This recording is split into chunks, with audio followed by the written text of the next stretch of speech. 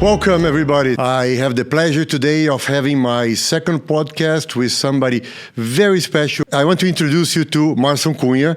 He's now the president of the Brazilian Chamber of Commerce of Florida. Marson, welcome. Thank you for having me. It's a pleasure to be here. It's really great to have you and to have this conversation and to get to know more about you. Well, let's start there. Why don't you tell us a little bit about your story? How did you get here to Miami and how you ended up at the Chamber? Absolutely. So the landing in Miami was a little bit of an accident of sorts. It wasn't planned. I did have planned moving here stateside. So most of my life has always been, at least as a kid growing up, in an American setting, an American school. So I remember like 4th of July, the Marines were in school and we had fireworks and everything. So it was a different upbringing down in Brazil. I was born in Brazil, raised in Brazil. Where? In São Paulo. São Paulo. Originally from São Paulo.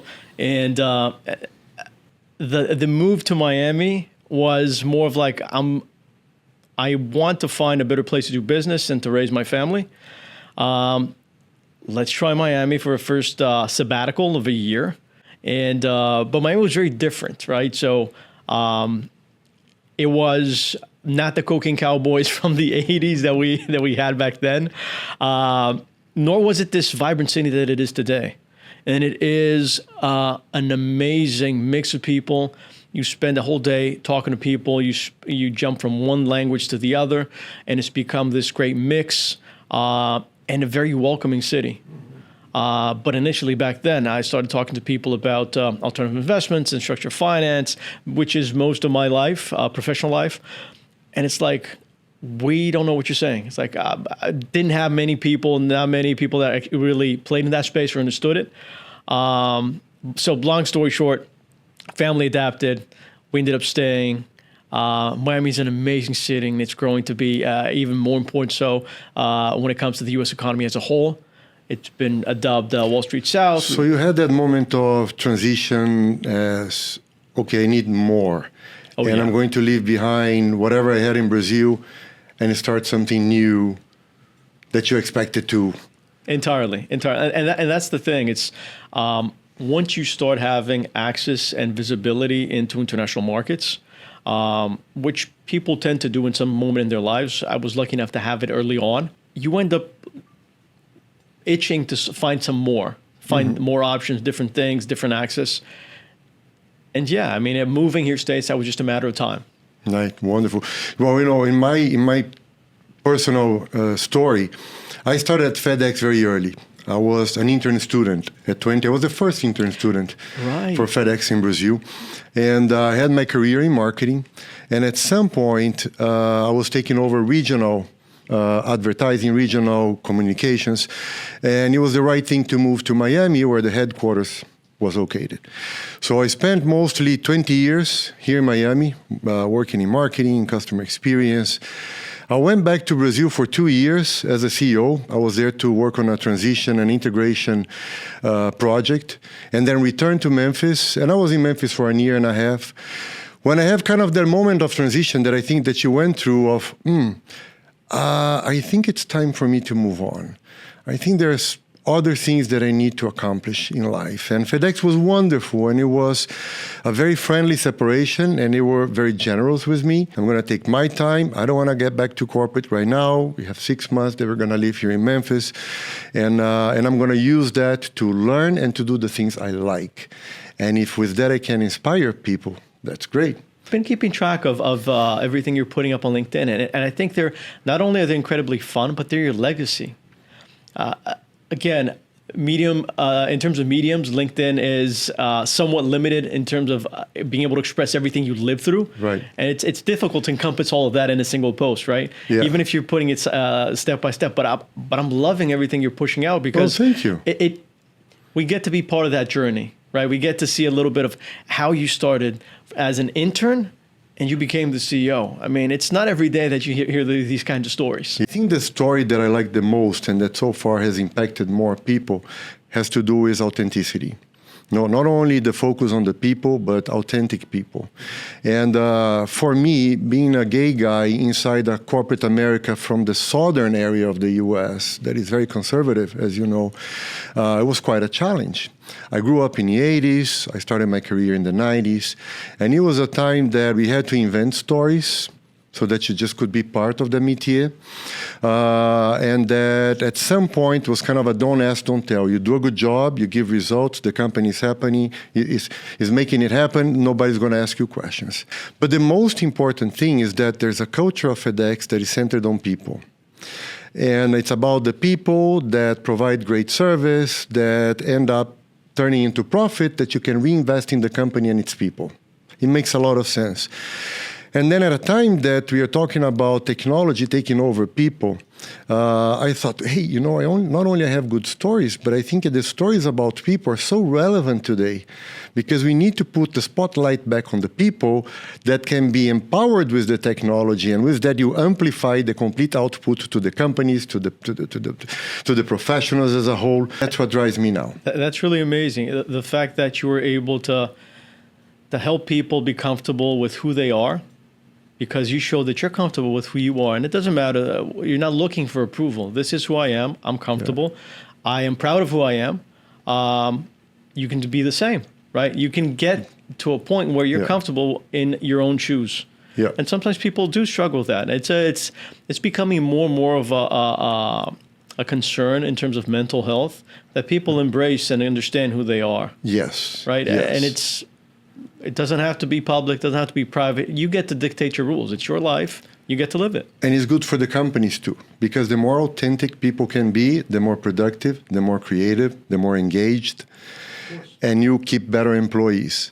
So that message, I think, resonated so well with so many people that it really inspired me to continue to tell stories like that.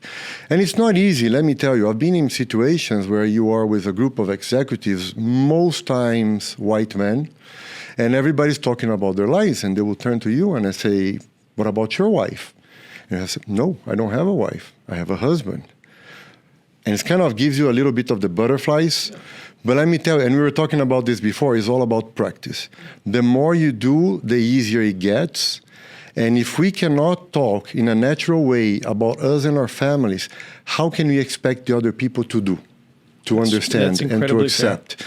Now you tell us, what's happening now with the Chamber? The Chamber it's in a moment that it's evolving and getting a little bit more modern, right? A little bit more modernized. We're having podcasts, our events in person and online are working, meaning there's a hybrid environment.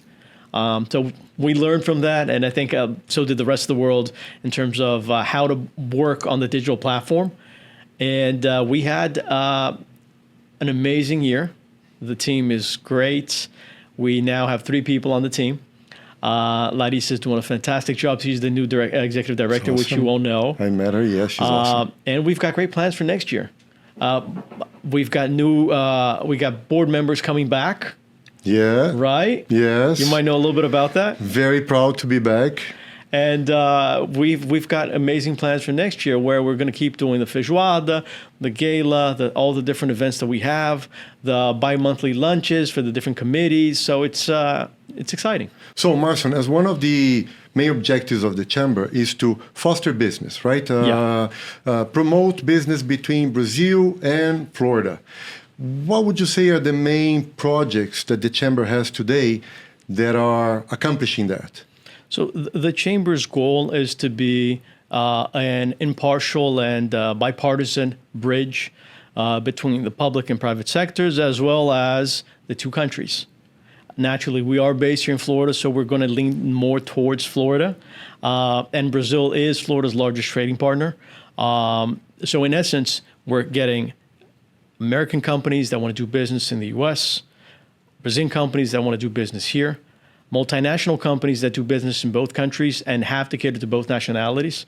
So FedEx, for instance, has always been a good partner and a good friend to the chamber because it does business all over the world, including Brazil, including the US. And there are bridges that need to be built, not only from a business perspective, but also from a community perspective. So in that, you're going to have events that range from a feijoada that we have every year, early in the year in February, all the way to very focused trade missions that we have through the roadshow or the seminar. So we've got a little bit of everything because it's really about building these bridges. And these bridges, they come in many different shapes and forms, both on the corporate side as well as on the people side. Right. So events that will promote relationships. Exactly. But also events that will inform and then help people understand better what it means to do business with Florida and Brazil and vice versa. And all the different technical impacts, right? So every time you do business in a different location or a different sector, there are different implications. Today, we just had the meeting this morning, another event where we were discussing the fiscal impacts of doing business here in the U.S. if you are a Brazilian resident, right? So there are a lot of different things that the chamber helps educate, helps foster, and obviously helps people do business. That is our main goal, is making sure that people do business. Right.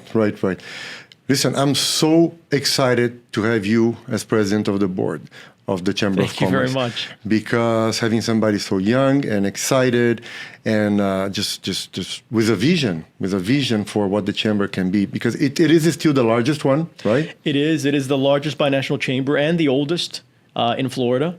We have currently over 300 companies that are members, which are represented by nearly 1,000 different people.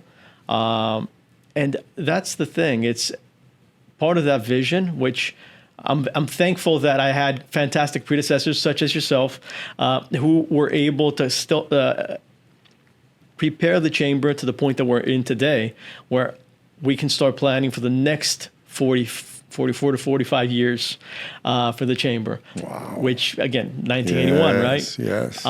We keep on building. We keep on bringing the next generation so that we've got someone to hand off the torch to. Yeah, and I'm really glad to be part of it. Thank you very much. This has been a wonderful conversation. It's been my pleasure. I appreciate your company and the conversation we have. And thank you all for staying with us towards the end. And we hope to have another one very soon. Thank you. Cheers.